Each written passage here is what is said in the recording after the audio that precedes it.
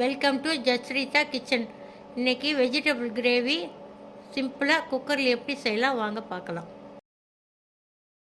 தேவையான பொருட்கள்: potato, carrot, beans, broccoli, பட்டாணி, வெங்காயம், தக்காளி, தேவைக்கேற்ற மிளகாய்த்தூள், சால்ட்டு. அரைக்க தேவையான பொருள்: சோம்பு 1 ஸ்பூன், கசகசா 1 ஸ்பூன், 2 பட்டை, 2 லவங்கம், 10 முந்திரி, அரை முடி தேங்காய், 4 பச்சை மிளகாய், 1 இன்ச்சு இஞ்சி, 6 பல் பூண்டு.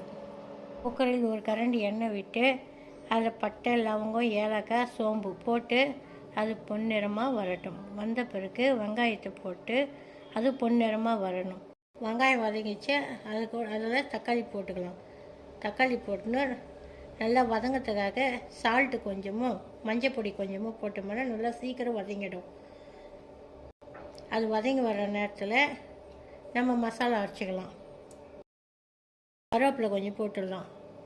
தேவையான அளவு மிளகாத்தூள் போட்டு பச்சை வாசனை போகிற வரையும் நல்லா வதக்கிப்போம். வதங்கினதுக்கப்புறம் அரைச்சின்னு வந்த மசாலாவை அதில் ஊற்றி பச்சை வாசனை போகிற வரையும், ஏன்னா நம்ம மட்டும் பச்சையாகவே அரைச்சி இருக்கணும், அதனால் பச்சை வாசனை போகணும். அது பச்சை வாசனை போகிற வரையும் நல்லா வதக்கலாம் மசாலாவை. அது வதங்கிறதான் கட் பண்ணி வச்ச வெஜிடபிள்ஸை அதில் போடலாம். போட்டு நல்லா வதக்கிக்கலாம்.